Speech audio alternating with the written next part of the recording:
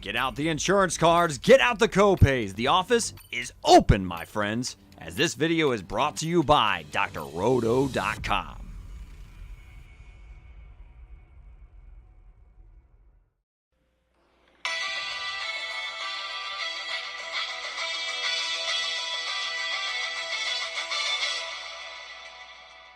Welcome to the Counting Stats podcast brought to you by drroto.com. I'm Lou Landers. I'm MLB content director at drroto.com, and go check out our fantasy baseball draft guide right now. It's loaded with content, everything you need for your leagues, for your drafts, all in one place.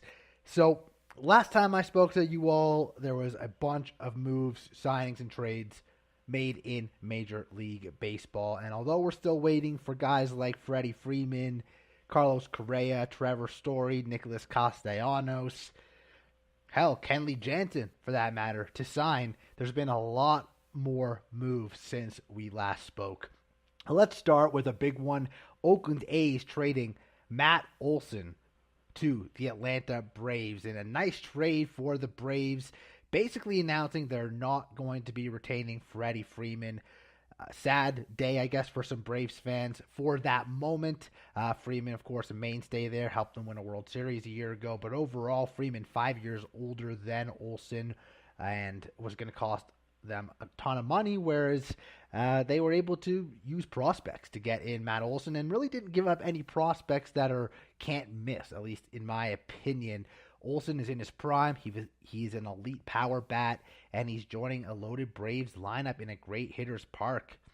This is a guy that, at least from a fantasy baseball standpoint, gets a big boost in value, leaving a torn-apart A's team and joining the reigning world champs. I'm expecting 40 homers, 100 RBIs, 90 runs, 270 or so average.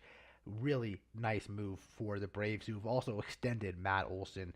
I don't remember the exact terms of the deal offhand, but I know he'll be a Brave for the foreseeable future. Another big trade, the Seattle Mariners make a trade with the Reds, acquiring Jesse Winker and Eugenio Suarez. Tough one if you have Winker or Suarez potentially in fantasy baseball. They're going to what now appears to be a better lineup, of course, but they are going to a more competitive division and a much worse hitter's ballpark than the one they had in Cincinnati. Overall, their ADPs won't be affected by it much, though. Both hitters were still effective away from Cincinnati last season. Overall, the Mariners bolstered their roster, their lineup, and appear to be true contenders in the AL West now. Cincinnati acquiring outfielder Jake Fraley, pitching prospect Brandon Williamson, and starting pitcher Justin Dunn. Williamson yet to pitch above Double-A, might not make it to the majors in 2022.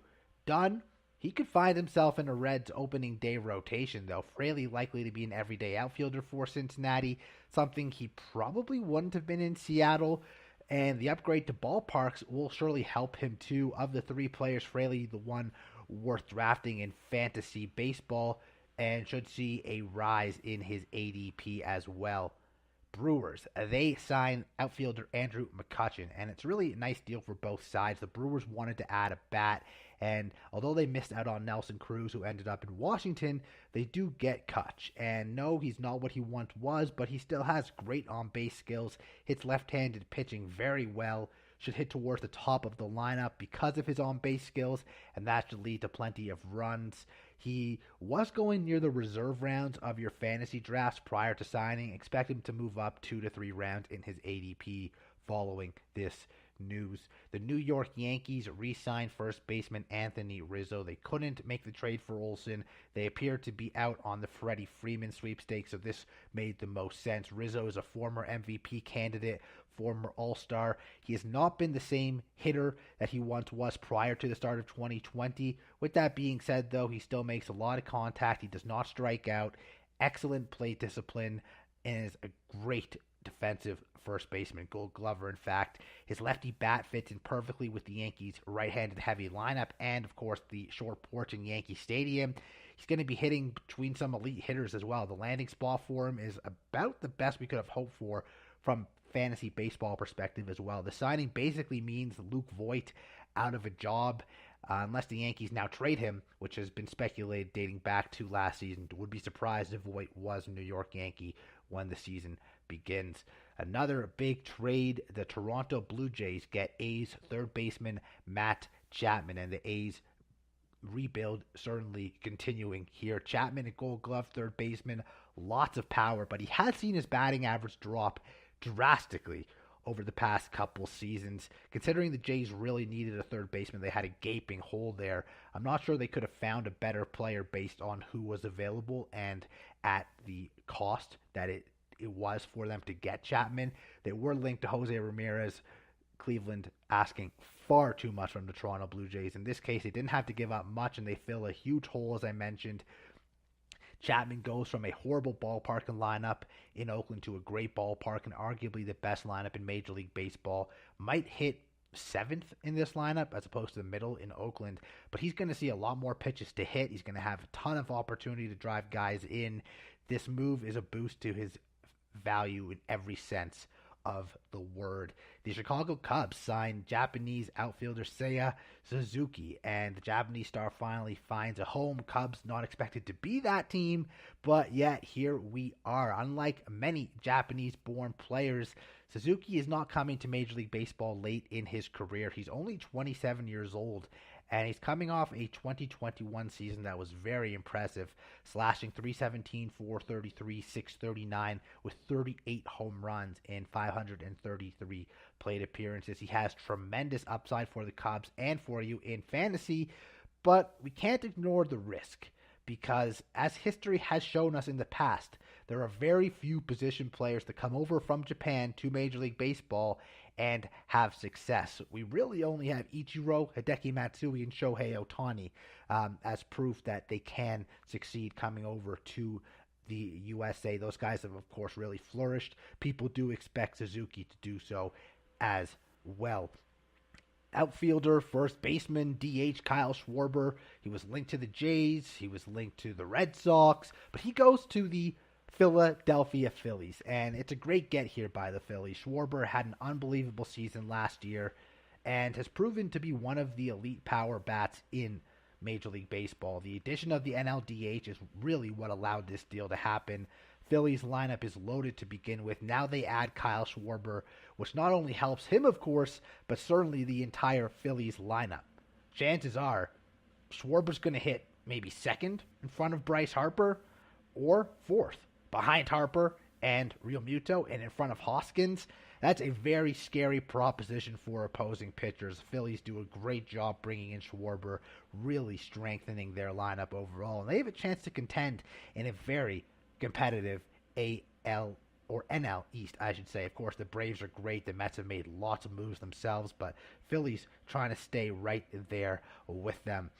Speaking of the Braves, they made that trade for Matt Olsen. They did sign Colin McHugh, who's a nice reliever for them. They also, as recently as really about 40 minutes ago or so from the time I'm recording this, Eddie Rosario, outfielder.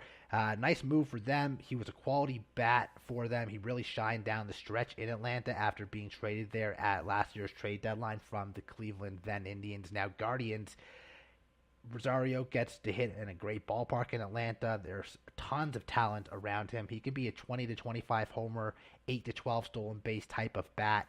Career .275 hitter who's flashed 30-plus homer power as recently as 2-3 years ago. Really lengthens this Atlanta Braves lineup, gives them another quality option in the outfield while superstar Ronald Acuna Jr. recovers from his injury. And even when Acuna comes back, Rosario should play regularly. At the very least, he will be on the strong side of a platoon with somebody. Of course, the NLDH opens up spots for him, Ozuna, Duvall, and Acuna to all be in the lineup. So really well done by the Atlanta Braves here. Lots of great stuff, obviously, as I mentioned, with all these moves. And again, there's more to come. Freddie Freeman, unsigned. Carlos Correa and Trevor Story, unsigned. Kenley Jansen unsigned, Nicholas Castellanos unsigned. Those are some of the biggest names on the market, and they will find homes sooner rather than later. If I had to guess right now, I would say Freeman goes to the Dodgers, Correa goes to the Astros. I think that Kenley Jansen would be a perfect fit for the Boston Red Sox. Red Sox are a team that doesn't have a great bullpen. They have Garrett Whitlock and Matt Barnes at the back end. Looks like Whitlock could be the closer, but he was so effective in a 7th or 8th inning role a year ago that bringing in Kenley to be the closer would just lengthen that bullpen. Story, I'm not as sure about. Castellanos, not as sure about either. Both those guys, of course, could be very helpful. Oh, you know what? Chris Bryant. How could I forget Chris Bryant? Left him out at the top when I was listing some of these names. There's some really quality players out there still in free agency, and there's still going to be some trades made. Some of the moves that these teams have already made, they've either jammed up a spot for somebody. A great example would be the Yankees with Luke Voit. Voit almost has to be traded. One idea I floated out there would be Voit and Domingo Germán for Sean Murphy, or maybe they add in Gleyber Torres to the Yankees and go after a guy like Sean Manaea, a deal that could certainly help the Yankees and at least give the A's some quality major league players, which they don't have a lot of anymore after all these moves. Either way, tons to chew up here from a transaction standpoint in Major League Baseball, and a lot more to come, and I'll be back when a lot of those deals do happen. Until next time, this has been the Counting Stats Podcast with Lou Landers from drroto.com. Go check out our fantasy baseball draft guide. Don't go into your drafts and don't sign up for your leagues without having our incredible draft guide. Thanks for listening again. Counting Stats Podcast, Lou Landers, and I'll catch you next time.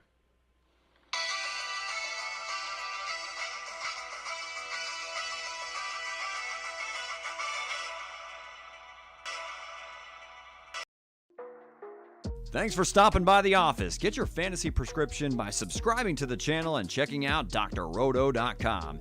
And until the next visit, be well and take care.